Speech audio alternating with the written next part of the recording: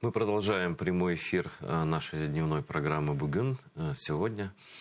И сейчас у меня в гостях человек, который впервые в гостях на АТР. В прямом эфире, я подчеркиваю, это для тех, кто нас смотрит сейчас и может звонить и задавать вопросы свои и по телефону, и по вайберу, и есть даже скайп. Вот, пользуюсь этой возможностью, как всегда. Вот, в гостях у меня человек, который мне очень интересен, это Юрий Кочевенко. Витаю. Ударение правильное я поставил? Да, Кочевенко, да? Да. А дальше вот просто сразу вызывает интерес. Военный обозреватель, директор Международного центра противодействия российской пропаганде. Ну, это просто здесь второй офис этого центра, всех этих центров. Тут, да. Ну, вот, военных стратегических коммуникаций, Главного оперативного управления Генштаба Вооруженных сил. Це в минулому було. В минулому, да. Угу. Учасник АТО 95-ї окрема десантно-штурмова бригада ВСУ. Так, точно. Ну, по-перше, дякую за те, що захищали нашу батьківщину. Дякую вам за те, що ви це теж робите. Але вы перешли с одного фронта на другой. То есть суть вашей деятельности не изменилась. И расскажите тогда уж для знакомства нашим зрителям, что за центр, чем вы конкретно занимаетесь в принципе, и как вот в английском, или в данный момент. В цілому ідея нашого створення, вона виникла з досвіду роботи в Збройних силах, і в яких я вже останній період своєї служби в Генеральному штабі займався системою стратегічних комунікацій, зокрема і протидією інформаційним атакам Російської Федерації. І головне, там з тим чи іншим успіхом це відбувалося, але щоб важливо було, ми бачили велику недооцінку, недовикористання можливостей міжнародної співпраці, оскільки Збройні сили, ну як і будь-які спецслужби, ви розумієте, режими секретності, певні бюрократичні обмеження. От, громадськість може робити це вільніше. І ті зв'язки, і той досвід, що був напрацьований, була ідея його перевтілити для того, щоб ми спільно з нашими колегами, які займаються аналогічними завданнями в своїх країнах, і для яких загроза російської агресії є спільною, ми одним фронтом виступили. Слухайте, ви ж, напевно, з Литвою співпрацюєте. Звичайно. В них ж є щось подібне. Є немало і державних, і громадських структур, наприклад, в Ризі є Центр стратегічних комунікацій НАТО, є в кожній країні, в принципі, натівській, є свій стратком, тому що це натівський термін стратегічні комунікації. В кожній країні, що має курсом на НАТО, де і в цілому не тільки, є свої сили інформаційно-психологічних операцій. Це все взагалі, дивіться, що важливо, розумієте? Можливо, от просто ми так дуже фахово почали розмову, а треба, можливо, глядачам пояснити, що відбувається. Справа в тім, що зараз виник новий простір ведення бойових дій. От я в складі Збройних сил, в складі 95-ї десантно-штурмової бригади, там брав участь в те, що називається кінетичному зіткненні з противником. А є інші простори, де теж відбувається зіткнення. Ми свого часу... Кожен день. Абсолютно, без перемир'я, без жодної паузи. І якщо колись були створені, ну, власне, виникла армія для того, щоб битися на суші, потім, коли людство освоїло море, і там виникли інтереси, виник військовий флот, з появою, не так давно, до речі, в історичному проміжку, з появою авіації, з появою неба як військового простору, ведення бойових дій, виникла авіація. А в 21 столітті виник ще один простір бойових дій – інформаційний. І відповідно, а це вже визнано і в доктрині НАТО, це визнають, як я кажу, це визнають і наші союзники, скоро як і наші військ треба визнати. І, власне, вже в Російській Федерації з 2016 року офіційно існують інформаційні війська. Вони, до речі, тут треба віддати належно Російському рейху, вони дуже системно працюють. І вони, чесно кажучи, я не знаю про Китай, про Іран, але, напевно, вони не перші. А все ж таки перші росіяни, які поставили пропаганду, створили такий гібридний рід військ. Да? Оці ми ж знаємо, це як вагнерівці, це те, що працює в кінетичному зіткненні, як ви кажете. А є ці фабрики тролів, якими керує, як кажуть, джерела, та сама людина, дуже страшна, права рука Путіна, це його, як його звати? Сарков? Ні, не Сарков. Ну, просто забув. Ну, його повар, кухар Путіна, так званий, да? Ось. І це страшна людина, правда. Ця людина, цієї людині Пригожин, да, підпорядковані ключові фабрики тролей, наприклад. Знаєте, фабрика тролів – це тільки один маленький сегмент. Насправді, ви вірно говорите, що там ця система побудована добре, там потужна вертикаль, що важливо і що сильно відрізняє від того, як це і зараз робиться в нас, тому що все ж таки, незважаючи на те, що, скажімо, телеканал АТР теж веде свою активну інформаційну політику, знає свої завдання і їх розуміє, він же ж не отримує накази з Генштабу. Не може зараз головнокомандувач Залужний зателефонувати генеральному АТРу, сказати, так, завтра ваша знімальна група робить там-то, сюжет такий-такий. Навіть не головнокомандувач, там, один з тих, хто відповідальний за напрямок. А в Росії саме так і відбувається. Розумієте? Тобто все підпорядковано єдиній вертикалі, в цьому їхня сила, але в цьому і їхня слабкість одночасно. Ми про це можемо потім окремо поговорити, але просто завершуючи все ж таки, для чого і як був створений наш центр. От все, що ви перерахували, ця системна робота росіян, вона ще і їхня ось ця системність і структурованість, вона приводить і до шаблонності. Тому що одні ті самі сили та засоби, методи, одні ті самі інформаційні операції, їх шаблони використовуються і щодо Грузії, і щодо України, і щодо Литви, і щодо Білорусі, і щодо Азербайджану, щодо Молдови. І от саме з цими країнами ми вирішили, що нам потрібно формувати, я це називаю, єдиний фронт від Балтийского до Каспийского моря. Печальные новости приходят из Грузии, честно сказать. Все больше, я прошу прощения за такое выражение, их политический, вот эта правящая партия ложится под Россию. Они до такого позора дошли, что подписали недавно Службу безопасности Грузии о выдаче преступников с КГБ Беларуси подписали. То есть я не знаю, вот, например, можно ли мне теперь в Грузию ехать или нет. Да, меня разыскивают русские. Вот как нам до такого не дойти, чтобы там уже в Грузии, фактически про войну большая часть, наверное, людей не думает, да, и про це, от знаєте, що-то получилось там у русских. Так, ми якраз буквально цікаво співпало, що буквально вчора ми проводили в Укрінформі великий міжнародний круглий стіл, наш центр його організовував, який так і називався «Кавказький капкан для Росії». Тобто, але ми ставили питання, чи стане це плацдармом, чи все ж таки стане капканом. Тому що зараз склалась така ситуація після минулорічної війни в Нагорному Карабасі, склалась така ситуація, що російські війська зараз присутні в усіх 3 країнах Південного Кавказу. Так, він додали Азербайджан. Так, в якості окупантів в Грузії, в якості військових баз, по факту окупантів так само у Вірменії, а тепер ще й в якості нібито миротворців, так званих миротворців. Причому вони вже порушили, там, здається, всі умови. Є, і вже неодноразово Азербайджанське міністерство оборони надавало їм попередження. Це все байдуже. Росіян тільки впусти. Да. Це точно, і ми про це теж вчора говорили із нашими азербайджанськими колегами, із Баку, і, зокрема, із Тбілісі, і те, що відбувається в Грузії, зараз нас не може не непокоїти. І якщо ми вже цю тему зачепили, я скажу так, що, пам'ятаєте, буквально недавно, пару років тому були події, пов'язані з тим нахабством, в якому себе повів депутат Держдуми Росії, здається, його прізвище Герасимов був, який приїхав там в складі якоїсь делегації, якусь вони проводили засідання, і він всівся в крісло спікера в грузинського парламенту. Да, там был какой-то сбор каких-то православных парламентов, что само по себе звучит шизофренично, да, и русский приехал, прямо оккупант, сторонник оккупации Грузии, залез на трибуну парламента, а после этого Познер, помните, приехал с компанией элитных пропагандистов просто. И те люди, которые уничтожали Грузию. То есть они приехали, вот вдумайтесь, да, надо просто вдуматься всем нам, да, то вот как раз о чем вы говорите, безопасность информационная, как раз самые главари информационных войск российских, да, вот такие элитный спецназ такой, приехал в Грузию как себе домой уже. Просто Познер пропагандист з великим стажем, ще з радянським, і навіть сам це визнає.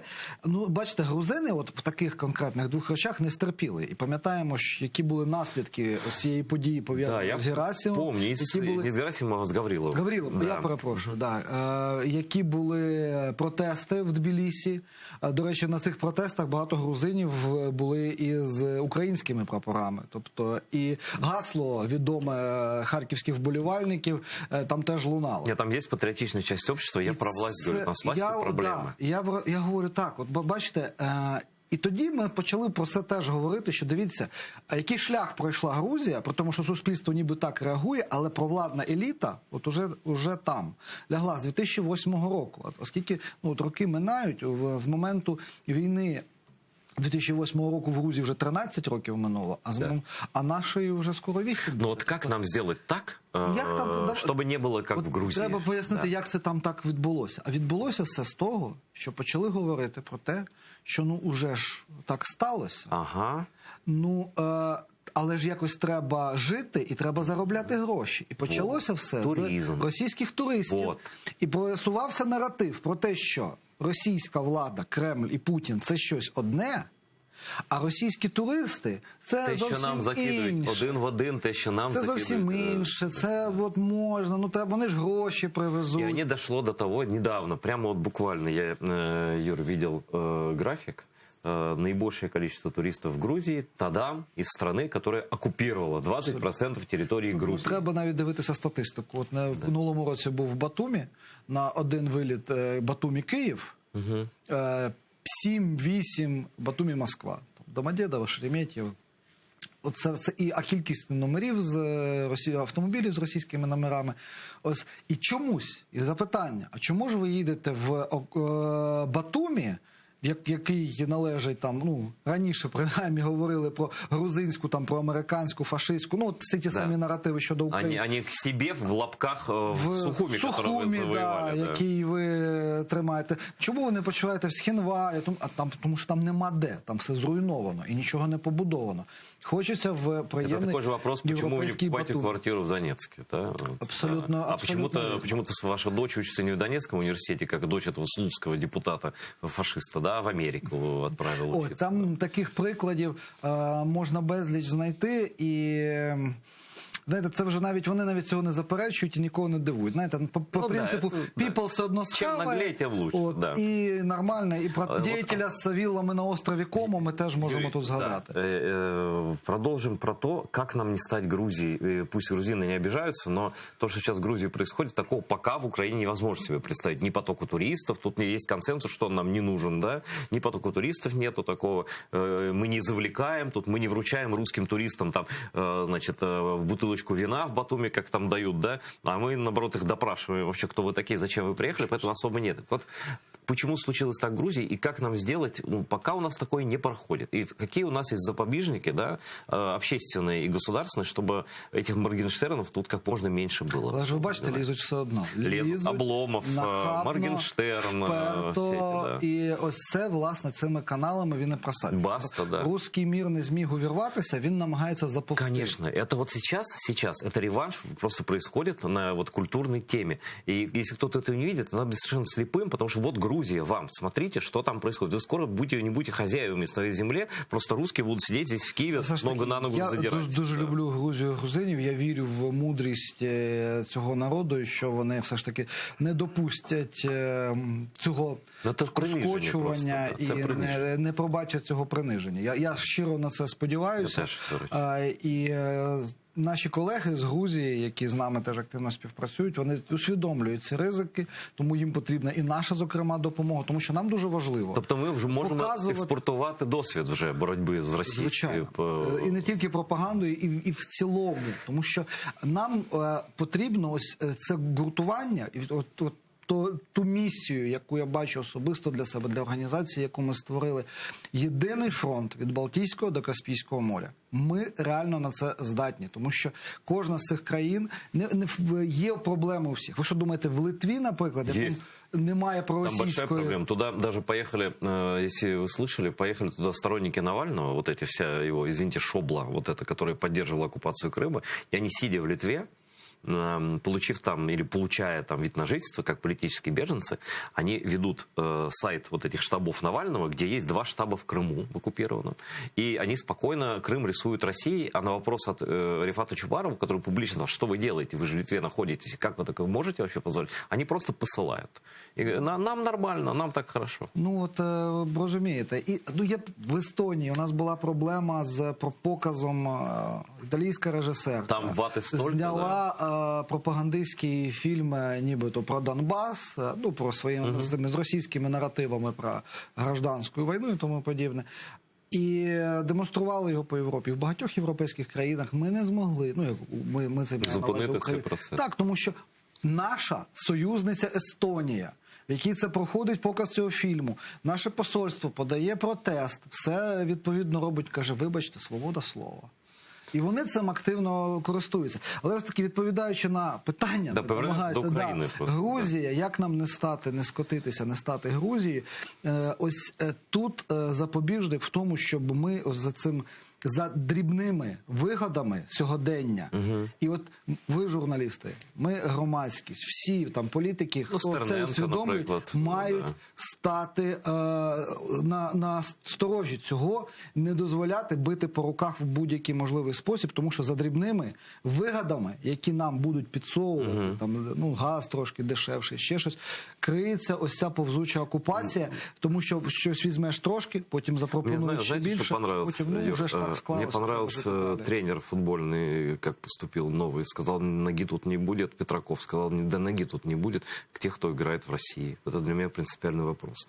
Это все зависит еще от личности. Но находятся люди, которые приглашают каких-то Васей Обломов сюда, которые с порога пишут, что надо открыть границы. Еще не приземлившись или приземлившись только в Киевском аэропорту, пишут, а что-то нет прямых рейсов с Москвы. Да потому, дурак, нет, что война у нас.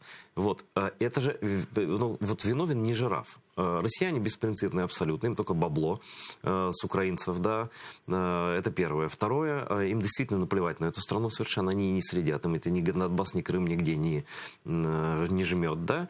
Но есть наши люди, которые их приглашают. Есть продюсерские центры, есть там приватные, там, не знаю, бары, есть организации каких-то там сотрудничеств, да, которые недавно рекламная вот эта фирма «Банда», да, которая придумала такую идентику крутую украинскую, да, оказывается, что они на обмен опытом с питерской какой-то пиар-компанией, там весь пиар под контролем государства, там нет ничего бесконтрольного. И до чего мы можем дойти дальше на этом пути, если мы будем это толерировать? Вот, ну, мы знаем, до чего мы можем дойти. Вот как это построить систему, чтобы не просачивались эти люди, чтобы по прецеденту работало? Нельзя этому, значит, и этого нельзя. И никому из них нельзя. Вот как, что мы должны сделать, чтобы перестать реагировать на каждый приезд каждого этого поганого Моргенштерна, да? И тратить на это время? Тут, на жаль, ми як громадськість можемо, звичайно, впливати, але тільки законодавчим рівнем потрібно, можна це визначити. Тому що є вже у нас формулювання в законі, називається країна-агресор. Ми навіть на слово Росія не обов'язково вживати. Є визначено, що Російська Федерація є країною-агресором. І далі в будь-якому підзаконному чи законному акті ми можемо, посилаючись на формулювання країна-агресор, будь-яка культурна діяльність представника країни-агресора має бути заборонена. Будь-який концерт громадянина країни-агресора не має допускатися тут. Але чому це не зроблено? Ви зрозумієте, коли особисті, напевно, я не намагаюся там, скажімо так, не ставати на чийсь бік в політичних протистояннях. Я хочу діяти в інтересах держави і готовий співпрацювати з будь-якою політичною силою, яка ці інтереси захищає. Але якщо мова йде про особистих друзів багаторічних нашого президента, які сьогодні хочуть сюди їздити, які виступали в 95-му кварталі, то, напевно, може йому важко їм відмовити. Буквально вчора у нас Меладзе десь, тут я бачу, по ленті Фейсбуку проскочило. Він постійно, просто він не вилізає. Він типу колишній українець, да? З грузинським прізвищем, типу, я розумію. напівнаш. Типу, але ось має бути або система, або ми ось це будемо... Да, или трусы, или крестик. Да, вот что-то выберите одно. Либо ми... Просто от згадайте закриття медведчуківських каналів. Да. Що відбулося? Це був дуже важливий момент, але прецедент не перетворився на систему. Ми не створили якогось фільтру, якоїсь системи, коли ми можемо застосовувати, як держава, санкції проти ворожої пропаганди, і відповідно до таких показників. Якщо там ретранслюються наративи Кремля, ми ж вдарили, правильно, ми по канали закрили, тому що вони пов'язані з конкретною фігурою. Завтра відкриють інший на іншу особу. Да. И все придется в ручном режимі опять делать. Да. А це ж, погодьтесь, ненормально. Тому що Росія, вона досить витончено працює в цьому плані, тому що те, що ми бачимо очевидне, те, що ми бачимо, очевидно, російські телеканали, всі ці ток-шоу, і навіть так звані українські телеканали, це те, що гарно видно неозброєним оком. Насправді це тільки, так то кажуть, видима частинка айсбергу. Тому що ключовий вплив відбувається через неочевидні канали комунікації, які важко розпізнати, які важко ідентифікувати, які маскуються під нібито національні канали, там експертні групи, журналісти, громадські організації, культурні фонди, навіть об'єднання підприємців. Ну, от ми робили наш центр аналітику на цю тему. З нею можна на сайті ознайомитися, ми називали «Європейські рупори Кремля», де по кожній країні аналізувалися структури і впливу. От хто б міг подумати, що союз підприємців в Баварії є фактично просто инструментом российской пропаганды в Немеччине. Я вам скажу, Юр, какие вы молодцы, потому что этим надо системно заниматься, потому что русские лезут под любым... Вот это любая культурная организация российская, она все равно ФСБшная. Я просто видел это своими глазами, мне рассказывали, как покупают они в культурных центрах журналистов в Сербии, они там очень недорогие, $500 или 500 евро стоит один блогер, плюс они поездки в Россию устраивают, да. Здесь... вот недавно буквально же СБУ закрыла пиар-компанию, которая здесь разрабатывала идентику русской весны. В Киеве. Это правда, то, когда нам эта банда говорит, а что тут такого, мы с питерской компанией. Но после таких зашкваров вас нужно проверять просто на всех, на детекторах и все ваши компьютеры, потому что вот конкретная пиар-компания, просто с другим названием от вашего, да, пофиг на чем зарабатывать деньги. Идентика в Украине, так, а кто знает, чем вы там занимаетесь в другое время, да? Это надо все проверять, раз вы связь имеете с русскими. Це правда. І знаєте, що тут ще важливо, що нам не можна діяти тільки, скажімо, з такими методами забороняти і обмежувати. Ми маємо створювати наш проукраїнський контент в наших інтересах, який має в рази перевищувати і по кількості, і по якості. Но есть примеры хорошие. Отдельные примеры хорошие есть. Это Валера Маркус, который тоже ветеран войны, вот, который свой канал. Завтра, кстати, он интервью позвал, я вспомнил, на 8 вечера. И Стерненко, который как раз занимается, он один вот просто в медийном поле делает больше, чем я насправді по Україні, і не тільки в Україні, немало. Хтось має більшу аудиторію, хтось має менше. Зараз росте. Хтось є, можна згадати канал імені Шевченка, які брати Капранови ведуть. Просто. Вони там рекорди б'ють і по посещаємості. Підписники регулярно всі дочці показують. Вони шикарно совершенно делають. Є, і я от можу зараз згадати мого бойового товариша Мирослав Гай. Да я просто всіх не перечислюєш. Да, є, насправді є, і Антон Голобородько, ваш колега колишній з 24-го каналу, і десантник 80-ї бригади, веде свій канал, є питання, де теж це висвітлює. Але в чому, коли ми починали працювати в рамках цього центру, на що ми звернули увагу, ми говорили на це на брифінгах, на круглих столах, що якщо взяти російську систему, вона чітко структурована. Є Генштаб умовний, не умовний, абсолютно реальний. І є, як у військових, сили та засоби. Умовна артилерія, умовний спецназ, умовна піхота, тобто різні інформаційні. Є телеканали, є культурні центри, є окремі експерти. Все це скеровується з єдиного центру і відповідно до потреби застосовується, коли потрібно більше артилерії, а коли потрібно тільки там спецназом пройти подіяти. Коли ми на всіх каналах врубаємо, а коли тільки блогери, наприклад, про це говорять. Когда-то, была такая очень хорошая спецоперация, когда ФСБшники, 100% ФСБшники сфотографировали президента Украины в Катаре. За столом в ресторане, вот когда-то печально знаменитая поездка была, которую пытались там как-то припудрить, но в итоге русские что сделали? С ними надо понимать, как иметь дело. Даже они делают фотографию, потом у них есть 3 варианта. Запустить это на Первый канал свой, что мы Зеленского там обнаружили, или же запустить через страна.ua, так называемые украинские СМИ, да, и они выбирают второе, они заходят к нам через якобы украинские СМИ, да, и вот когда закрывают Мураева, и когда закрывают эту страну, там столько было раз, когда четкие нарративы прям, они даже особо безыскусные. Вот о чем вы говорите, они туповатые нарративы, в принципе, да, и такие прямолинейные. Они их транслируют дословно. Про крымских татар я могу просто собирать все их нарративи. Это то ж саме, що Первий канал. Це Да? їх ідентифікує, і ось це має бути причиною для певних санкцій проти них. Але повертаючись до питання того, що ми маємо перемагати не тільки заборонами,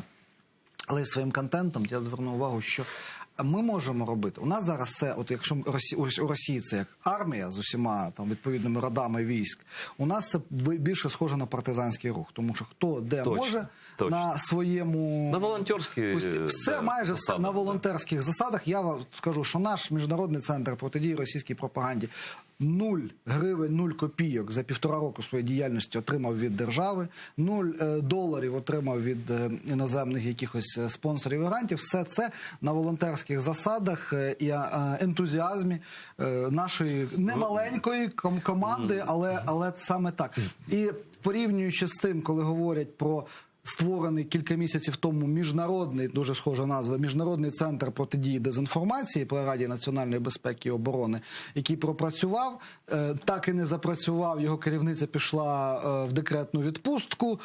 Серйозно, так? Да, ну, от...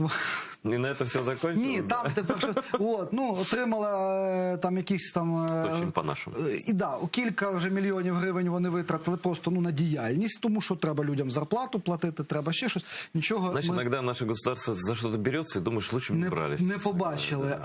Але все ж таки координація для того, щоб ми могли, принаймні, якщо не може держава нас координувати, я не говорю про міжнародному масштабі, а хоча б в национальном. Давайте сами.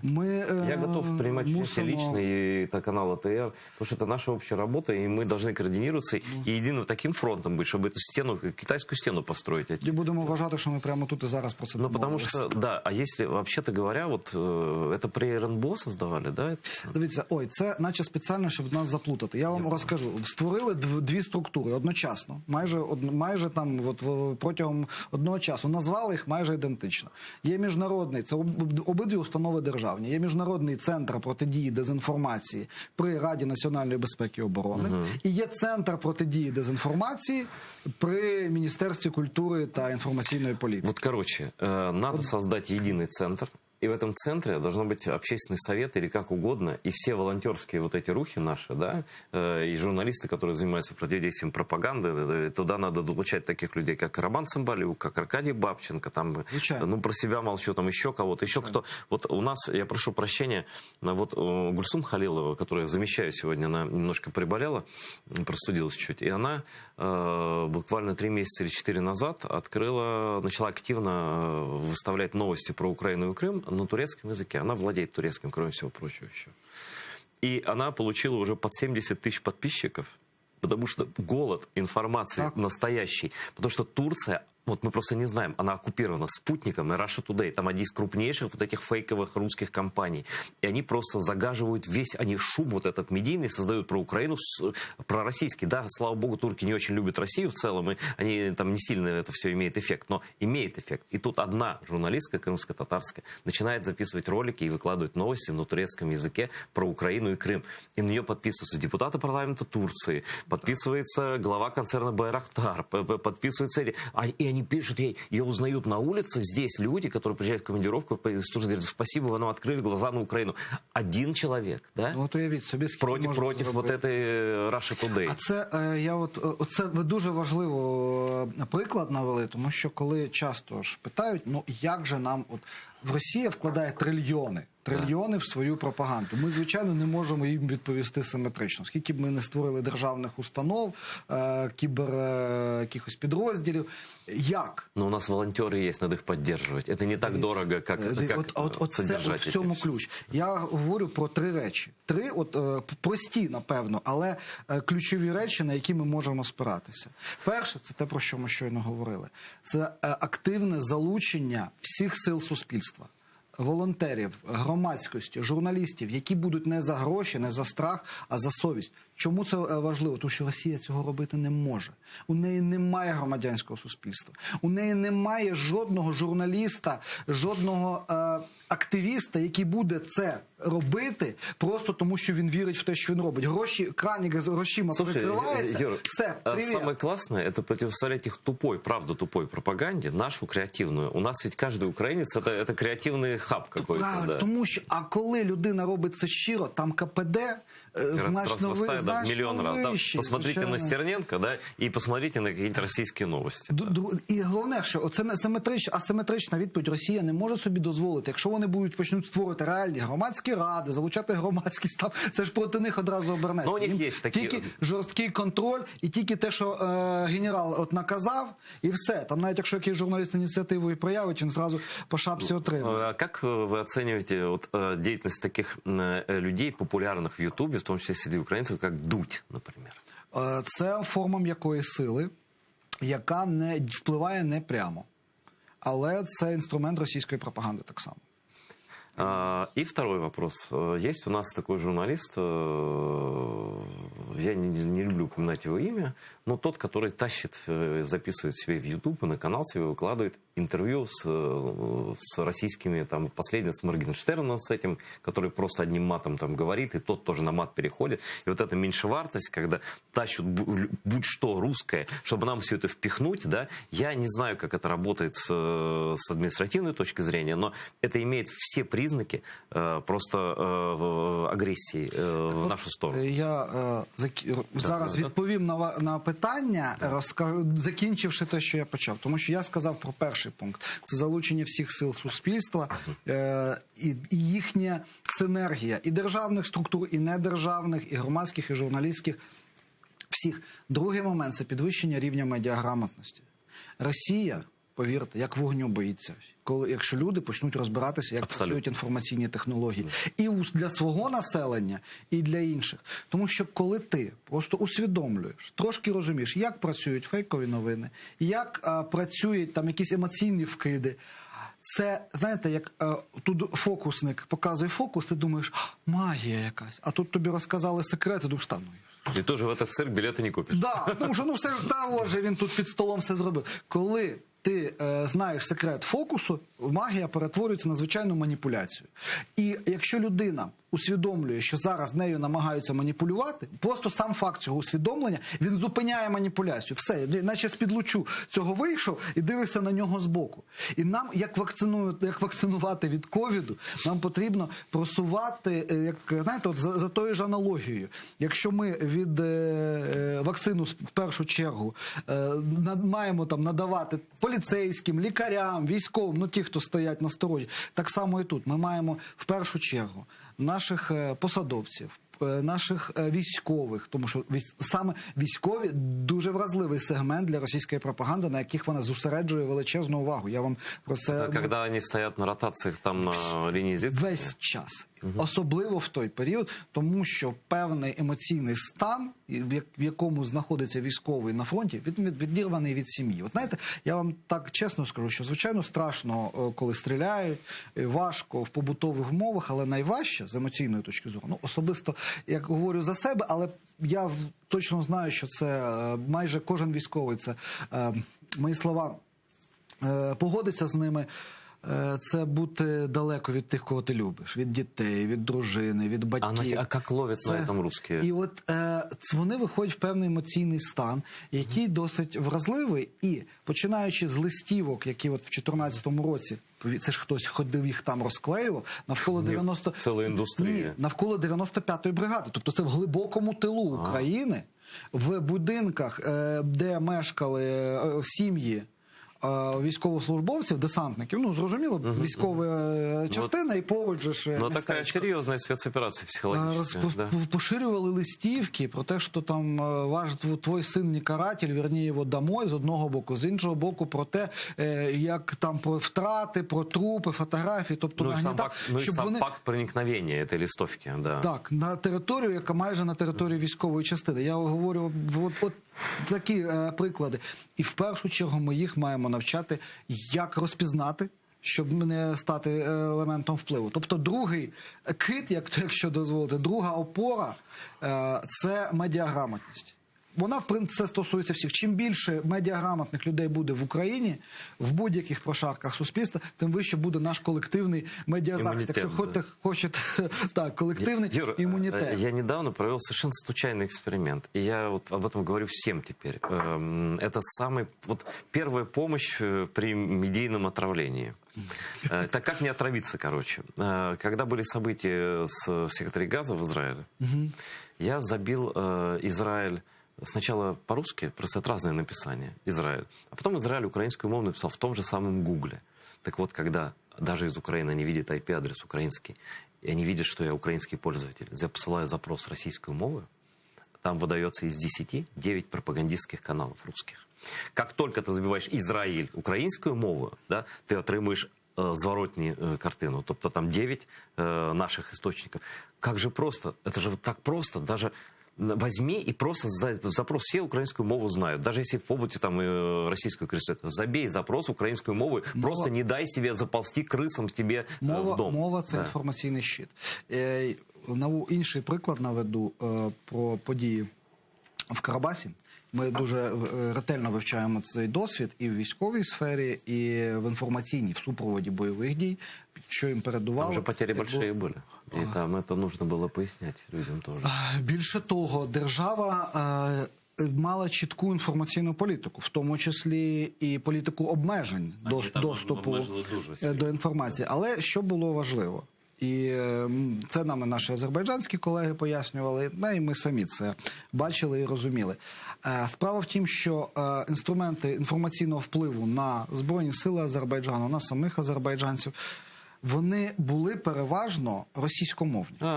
А вони переважно не знають вже російську мову. І все, або навіть, якщо знають, для них перша мова, вона для них не рідна, і вони звикли сприймати новини своєю рідною азербайджанською. Отлично. Вот, Юр, это просто такая тоже деталь, да? Наша задача, чтобы российская мова не стала, она пусть остается в любом объеме, там, да, чтобы она не была официальной, чтобы она не была первой для восприятия вот наших детей, да, когда автоматично тебе втекает на российскую мову, это как вот тебе просто вставили катетер, да, вливают яд через него уже легко, и ты не чувствуешь укола, а тебе идет это яд, идет, да. Мы должны, когда слышим российскую мову, мы должны четко знать, кто на ней сейчас говорит, да, и мы чувствовать укол вот этот, да, почему я слушаю этого российскую мову. Ну-ка, давайте, кто он такой, давайте проверим, выясним, да? Просто напишите запрос украинскую мову, и совсем другой результат будет в Гугле. Я не говорю про Яндекс, я не говорю просто про Google. Он так индексует новости. Це, свята правда. Свята правда. І ми маємо... Давайте сборник выпустим каких-то таких четких... І у нас... Слухайте, у нас він готовий. У нас є наш експерт, журналістка, родом з Донецька, Валентина Бикова, вже давно написала, він нас лежить готовий до видання «Посібник з інформаційної безпеки». Це нужно в школи, у нас немає ресурсу для того, щоб його видати і опублікувати. Обратитесь в культурний фонд. Я не знаю, куди ще публічно. Ми займаємося цим. Слушайте, есть ли такая книжка, она, надеюсь, небольшая, ее каждый школьник сможет прочитать, да? В каждом универе, в каждой воинской части, в каждой школе мы вырастим другое поколение совсем. Я, знаєте, розділяючи ентузіазм, все ж таки звернував, що немало їх уже є. Я знаю, еще несколько, не вы одни, и не мы одни этим занимаемся. Так, немало. Є і посібники, є і канали, є і курси різні, але все ж таки, бачите, поки що ми залишаємося вразливими. Знаєте, часто я не погоджуюсь з цією тезою, говорять про те, що ми же програли інформаційну війну. Если бы мы проиграли, у нас было бы как в Грузии. Було б ще гірше. Це повна маячня. Коли це мені говорять на якомусь українському телеканалі, я кажу, дивіться, ми з вами зараз українською говоримо, на українському каналі, в українському Києві. Отже, ми не програли. Звичайно, ми зазнали досить відчутних ударів. І продовжуємо. Але ж ми витримуємо в цілому. Але ми тримаємо. І от, смотри, маємо втрати, але тримаємося. І ще гризаємося. У нас телеканал наш закрыт, это мой любимый телеканал, в том смысле, что я никогда его не смотрел, поэтому он не мешал мне жить до той поры, пока Мураев, этот номинальный или не номинальный хозяин этого канала, значит, что-то там начал изображать про крымский татар, не помню, или про меня лично, и я его назвал прямо агентом России в публикации в Фейсбуке, и назвал там инструментом, я не помню дословно, и был суд, и он 2 раза подавал в суд. До этого он выиграл все суды у журналиста. А мне 2 раза проиграл, благодаря моему адвокату Володе Кутовому, который просто привел европейские практики в суд и просто показал, что журналистов за такие высказывания, тем более обоснованные, судить нельзя. И он 2 раза проиграл. Я тогда улыбнулся и подумал, я думаю, ну, Женечка, это только начало. И вот Женечка теперь, значит, у нас истерит, уже даже на собственном канале истерики закатывает, чувствуется, что нервы сдают, канал закрыт, капитализация, видимо, его стремится к нулю, этого канала. Ці канали ніколи не були прибуткові. Не, ну это понятно, мы же понимаем, как это все финансируется, Так, да. Да, это все номинальный бизнес, да. Якобы бизнес, на самом деле не бизнес. Как, к сожалению, и олигархические каналы, это не бизнес, да. Но те, ладно, вот это тоже опасные, но это совсем уже просто русский танк в центре Киева. И повесили сейчас на Майдані, на зданні профспілок. Вже зрізали. Вже вітання Мирославу Гаю і його товаришам, вони вже в Фейсбуці є. Він там, я не знаю, він дуже недовго провисів, вже нема. Ну, это понятно, что это эпатаж, понятно, что они все валают про свободу слова, что там Крюкова просто там вы нас не закроете, мы будем биться до конца, мы со всеми вас сведем счеты. На самом деле это истерика. И это понятно, что никакие счеты они не сведут, потому что все равно это идет все по нисходящей. И я уверен, что если вот не будет какое-то время вот этих каналов, и потребность в них пропадет. То есть и даже люди, которые их смотрели, переключатся спокойно на другие и будут даже бытовуху какую-то смотреть, но не вот это. Ну, у нас є інша проблема. А що нам з супутником робити? Хто цю маячню придумав про те, щоб зробити платні українські канали це преступлення. В період війни це при тому, що російські безкоштовні? Я считаю, что это упущение. Я тогда еще сказал, государство должно было собрать собственников, и это должно быть решение РНБО такое, раскодируйте ваши каналы, все. Потому что это еще, кроме всего прочего, мы про це валали. Не работает в Крыму, не работает на оккупированных территориях. Люди не могут воспользоваться этими спутниковыми приемниками и так далее. Это преступление против України, на самом деле. І ось і про це ми теж маємо говорити. І це рішення, оскільки воно вже часу минуло, чомусь не піднімається. Канали Медведчука закривають, але чомусь на тому же РНБО не піднімають вот питання. Сейчас как раз самое время открыть и запустить в государственных интересах, да, тому що воно одразу немножко в деньгах, підмінить. Да. А для дуже багатьох людей, ви ж знаєте, в селах людина, ну вибачте, там може не завжди мати що поїсти, але тарілка на хаті висить. Тарілка на хаті висить. И если там нет наших каналов, ну, она дивится, то там да, есть да, «Россия-1», где 40 ток-шоу на российском телевидении, 40 ток-шоу в день. Они, кстати, вот как у них все работает, знаете, Юрий, это просто вот буквально последние 2 дня они только из моих постов, из моих каких-то видео нарезали несколько вещей и показывают на всю страну это. Арестович, когда сказал им про Русь, Украину, тут, ну, вы все перегрызлись, конечно. Я в этом, на самом деле, ничего страшного не вижу. Наоборот, я вижу, как это работает, как троллит это их, да? Они же выбешивают, мы же русские. Какие вы русские? Да, власне. Покажите документы. Ну, до речі, і, зокрема, і щодо цього, от мова вона і тут захищає. Чому має бути так легко нас моніторити? Хай наймають перекладачів, хай вивчають українську, розбираються в ній. Ні, вони перекладають. Вони мої пости перекладають, начитують. Ну, я ж кажу до того, що чому маємо полегшувати? Хай більше грошей витрачають на свою пропаганду, хай нас перекладають. От все-таки нам нужен штаб. Це правда, от є системність, але я ж кажу, не можна недооцінювати, але й не варто переоцінювати. Попри системність, яка йде, от вона раз побудована, як то кажуть, постановою якоюсь там затверджена, ні шага вправо, ні шага вліво. От з креативністю. У нас по-другому треба організовувати. По можливістю, знаєте, зайти іноді не прямо, а десь з флангу, там все значно гірше, і ми маємо це використовувати. У нас должна быть ассоциация свободных людей. Все эти блогеры сами по себе, а их никто ни к чему не принуждает. Они все разные, но они все проукраинские. Надо просто, чтобы государство хотя бы видело спектр весь проукраинского блогерства, да, и, может быть, выделяло совершенно публично гранты даже на какие-то проекти, да? А хто, крім української держави, ви розумієте, що наші ЗМІ, наші проукраїнські, ті ж блогери, якісь проекти медійні, з медіаграмотності в тому числі, ми все шукаємо на Заході. Да, странно, А действительно. хто має, крім більше, ніж українська держава, бути Тем более, зацікавлений в тому, это же щоб це прекрасно, робилось? когда есть люди, которые сами все делают, помоги им. И это не огромные суммы, это несопоставимые с расходами на Скобееву, там, на Russia Today, да? Ну, вот. Но у нас это эффективнее спрацює. То есть воевать надо не всегда количеством. Ні, це абсолютно. І от третій пункт, до речі, щоб уже закрити тему, я назвав два. Це залучення громадськості до цієї війни. Ну, це зараз про те, що ми знову згадали. Це підвищення рівню медіаграмотності. І третє, чому наш центр називається міжнародним, да, є гарна українська приказка про те, що гуртом і батька легше бити, це формування ефективних міжнародних коаліцій і союзів. Вот, знаете, для чего нам еще нужно, Юра, это? Мы должны иметь лобби государственное, которое возглавлять должно государство, чтобы наших блогеров защищали в Фейсбуке и в Ютубе.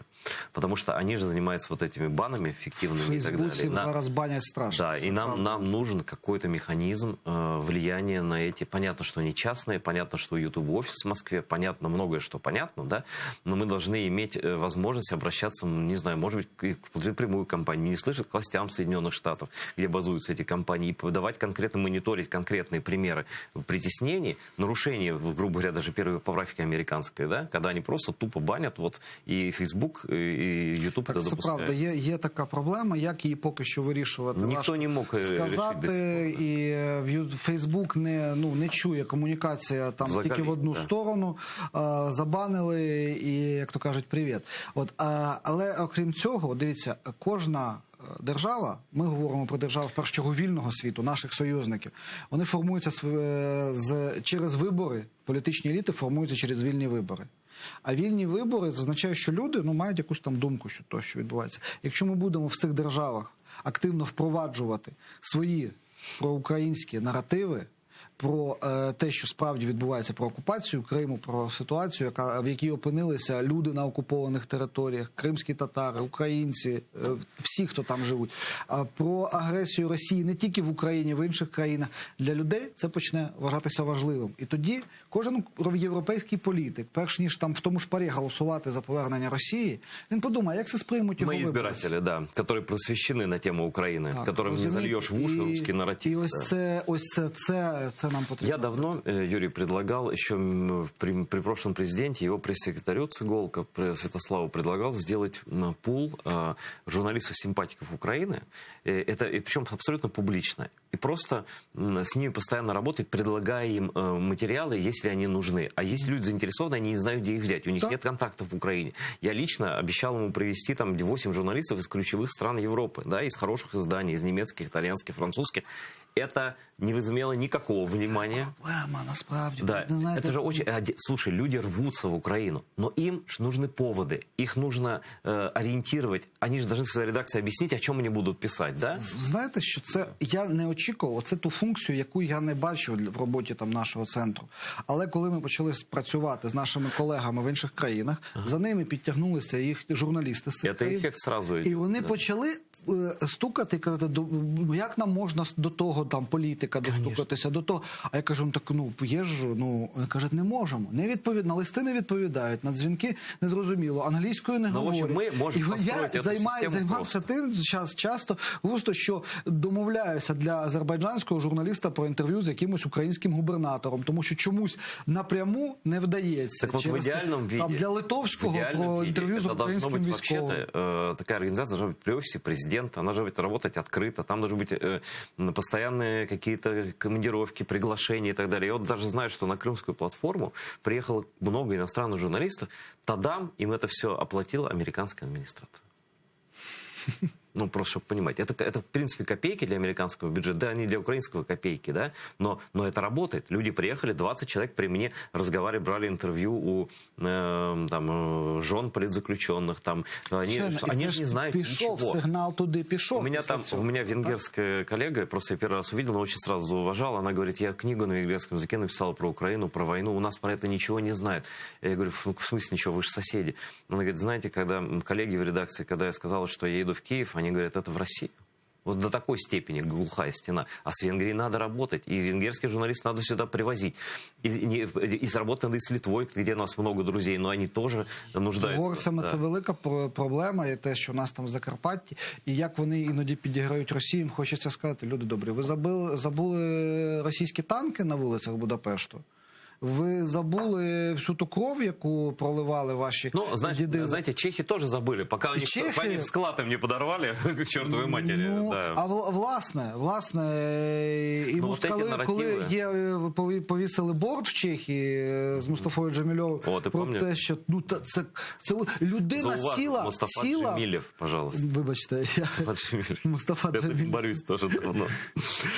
Що він сказав, процитуйте. Так, власне, коли що людина взагалі-то за те, що він протестував проти окупації Чехії, сидів в лагерях. Він сидів на таборі, а йому зараз пропонують змиритися з окупацією Криму. Пропонує про президент Чехії. З тої самої країни, за якою він сидів в тюрмі, в тому числі. Це ось зрада і лицемірство. Але знаєте, я далекий від того, щоб ми на когось ображалися.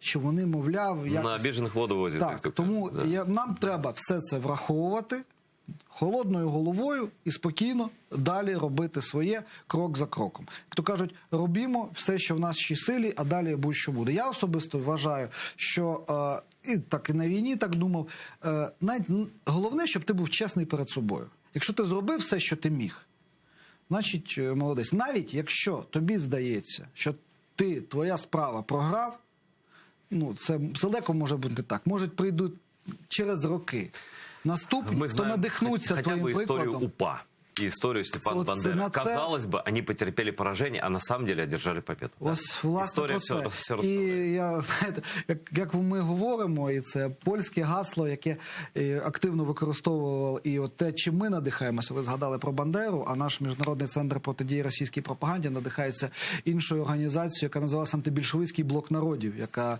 теж організація українських націоналістів, яку створювали. А ви знаєте, що... І в них було гасло «За вашу і нашу свободу». Да. Все в итоге логично. Спасибо, что пришел, Юрий. Очень я интересно. вам дякую, что попросили. И я про Бандеру хочу сказать смешную историю. Как смешную? Не смешную, про Facebook. Я взял статью Бандеры 53-го года, которая там просто поменяет Советский Союз на Россию, и все хоть сейчас публикую. Я взял и публиковал. Так вот, статью Бандеру Степан Андреевич забанил Facebook в течение 3 часов. Вот він живий. Він живий. Да, я про що кажу. И его мысли, Бандера был блестящим публицистом. Читайте его статьи Бандеры, там все про их пропаганду в том числе написано. Да? Но, обращаясь к зрителям в конце своего 2-го часа сегодняшнего эфира, я с вами прощаюсь на сегодня. Я хочу сказать, что мы можем много рассуждать. Вот у меня дядя мой, к сожалению, который умер от ковида, сервера А, он говорил, не рассказывай в мирное время еще, не рассказывай мне, как ты любишь Крым, просто не бросай мусор в окно машины. Вот. Он всегда вот за этим следил. Да? Сейчас, когда война, я скажу так, не надо рассказывать, как ты любишь Крым. Возьми и внеси свой вклад в борьбу. Вот мы боремся конкретно с русской пропагандой, которая убивает прежде всего мозг человека, да? Которая отнимает у человека надежду, отнимает веру в справедливость, которая обязательно восторжествует. Вот чтобы ощущать, чтобы каждый день просыпаться с мыслью о том, что мы победим, нужен канал АТР. А каналу АТР нужна ваша поддержка. Да? Конкретно каждого, кто сейчас смотрит, украинцы, там, жители с другой стороны Америки, там, я уж не говорю про оккупированный Крым и так далее. Подписывайтесь на наш Patreon, вносите свой, пусть небольшой вклад, но вы будете знать, что вы в строю тех, кто воюет. Мы, поверьте, мы попадаем в цели. Об этом говорит хотя бы то, о чем я говорил, что наш канал часто показывают пропагандисты, и это очень удачно, когда доносят, я им только за это благодарен этим сволочам, что они доносят наши мысли прямо в голову, в том числе и жителям Рейха. Рейх будет разрушен, я имею в виду российский, этот нынешний убогий. Вот. Крым, Себес, Саладжак. Эфир АТР продолжится скоро. Не переключайтесь.